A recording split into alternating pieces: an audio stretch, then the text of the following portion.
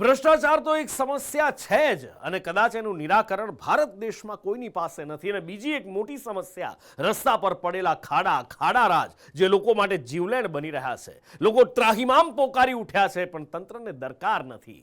તંત્રના બહેરા કાને વાત સંભળાય એ માટે લોકો હવે થાળી વેલણ વગાડી રહ્યા છે અને વિપક્ષ તો ખાડામાં ઉતરી ગરબા રમી અનોખો વિરોધ કરી રહ્યું છે. ખાડામાં ફસાયેલી સ્કૂલ બસ, બારીમાંથી બહાર નીકળતા બાળકો, રસ્તા પર બાળકોનો જીવ બચાવવા હવાતિયા મારતા વાલીઓ સુરતના છે.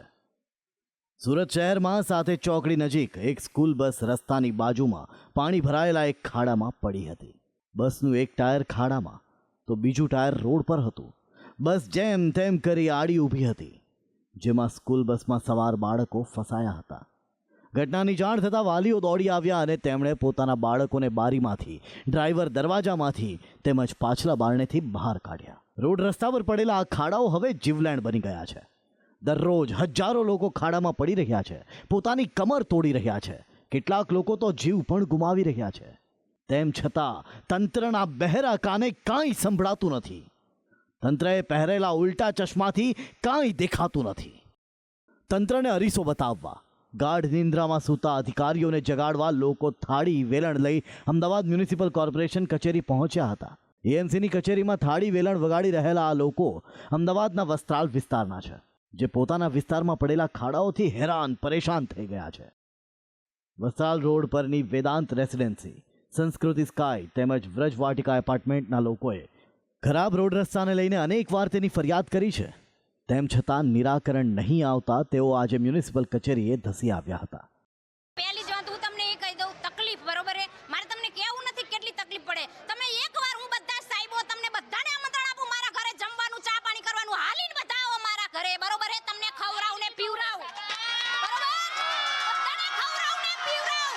અનુભવ કરો તમારો ખરાબ અનુભવ. અમારા કેટલાના હાથ પગ ભાંગ્યા, કેટલાના છોકરા પૈડા, બરોબર? અમારી માંગ પૂરી નહીં કરવામાં આવે તો અમે ફરીથી એમસી ઓફિસે આવી રીતે રેલી કરીને આવીશું.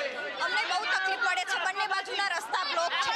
શાકભાજી, એક સ્ત્રીને શું જરૂર નથી હોતી, શાકભાજી કઈ રીતે લેવા જવું? શાકભાજી વાળા નથી આવતા ઘરે, રિક્ષા વાળા પણ ના પાડી દે છે કે રિક્ષા અમે ત્યાં નહીં આવીએ એમ.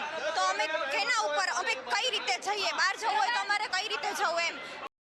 જેના પર એએમસીના અધિકારીઓનું કહેવું છે કે આ નવો ડેવલપ થતો વિસ્તાર છે, કામ ચાલુ છે, સમય લાગશે. આ વિસ્તાર નવો વિસ્તાર આખો ડેવલપ થઈ રહ્યો છે મેડમ. એટલે આ વિસ્તારમાં અમે પહેલાં પાણીની લાઈન 25 કરોડના ખર્ચે પાણીની ટાંકી બનાવીને પાણી પણ આપ્યું છે. આ રોડ બાકી છે, જ્યાં સુધી બધું પાણી લાઈન, ગટર લાઈન, સ્ટોમ વોટર લાઈન નહીં નાખી શકીએ ત્યાં સુધી અમારા રોડ પણ નહીં બનાવી શકીએ.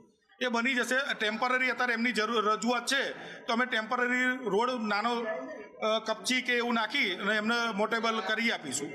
એ રજૂઆત છે તો અમે કરી આપીશું એના માટે. બીજી બાજુ વિપક્ષ પણ જનતાના પ્રશ્ને લડત ચલાવી રહી છે.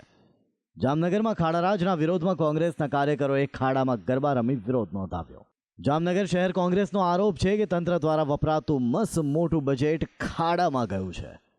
સામાન્ય વરસાદમાં પડેલા ખાડાથી લોકો પરેશાન થયા છે. જામનગર શહેર પેરિસ તરીકે કહેવાતું હતું એ અત્યારે ખાડાનગર બની ગયું છે.